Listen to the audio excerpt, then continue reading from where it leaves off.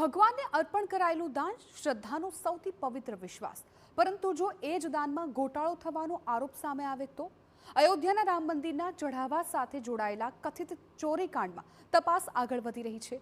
Hidden camera, નોટોની ઘટીઓ, બાથરૂમમાં છુપાવેલી રોકડ અને દાનમાં આવેલા દાગીના સુધી પહોંચેલા આરોપો, આખી કથિત મોડસ ઓપરેન્ડી શું હતી, જોઈએ આ વિશેષ અહેવાલમાં।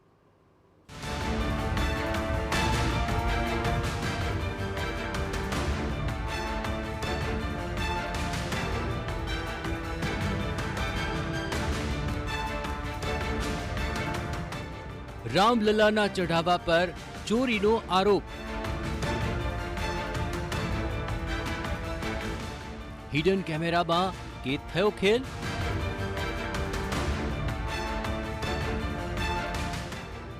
દાન પેટીથી બેંક સુધી હેરાફેરીનો દાવો।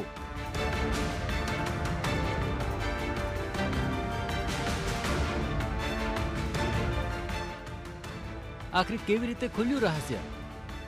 માહિતી મુજબ મે મહિનાના અંતમાં ટ્રસ્ટે બેંકમાં જમા થતી રકમ અને દાન પેટીમાંથી નીકળતી રોકડનું મિલાન કર્યું। ત્યારે કેટલીક ઘટીઓમાં 500 રૂપિયાની નોટોની સંખ્યા ઓછી જોવા મળતા શંકા ઊભી થઈ અને ત્યારબાદ સમગ્ર પ્રક્રિયા પર ગુપ્ત નજર રાખવાનો નિર્ણય લેવાયો।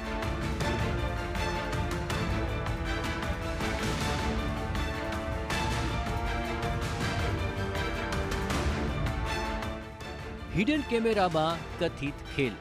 આરોપ છે કે નોટોની ગણતરી દરમિયાન કેટલાક કર્મચારીઓ સીસીટીવી સામે ઊભા રહી અન્ય સાથીને ઢાંકતા હતા। એ દરમિયાન નોટો કપડામાં છુપાવવામાં આવતી હતી અને ત્યારબાદ બાથરૂમમાંથી તક મળતા જ મંદિરની બહાર રકમ લઈ જવાતી હતી।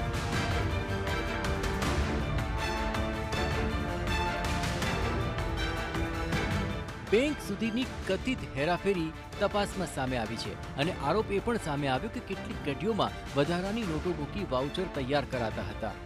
બેંકમાં પહોંચતા પહેલા એ વધારાની નોટો કાઢી લેવાતી, જેથી હિસાબ પણ મેળ ખાતો રહે અને રોકડ પણ ગાયબ થતી રહે।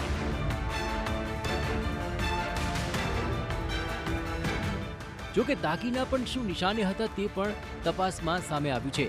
તપાસમાં એવો પણ આરોપ છે કે દાન પેટીમાં આવેલા દાગીના જેમ કે બાલી, ઝુમકી, નથ અને અન્ય આભૂષણો ગાયબ કરાતા હતા। સૌથી ગંભીર દાવો એ છે કે ગણતરી અને નોંધણી પહેલા જ કથિત ચોરી થઈ જતી હતી। શું આ સિસ્ટમની બેદરકારી છે? તપાસમાં સામે આવી રહેલી વિગતો અનુસાર ડ્યુટી પૂરી થયા બાદ કર્મચારીઓની તલાશી પણ લેવામાં નહોતી આવતી અને આ જ બેદરકારીનો લાભ લઈ વર્ષો સુધી કથિત રીતે સમગ્ર ગોટાળો ચાલ્યો હોવાનું તપાસ એજન્સીનો દાવો છે। રામ મંદિર જેવી આસ્થાના કેન્દ્રમાં ચઢાવાને લઈને સામે આવેલા આ આરોપોએ અનેક સવાલ ઊભા કર્યા છે।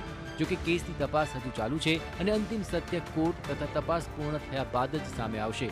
હવે સૌની નજર એ પર છે કે તપાસમાં હજુ કયા નવા ખુલાસા થાય છે। Bureau report, TV9।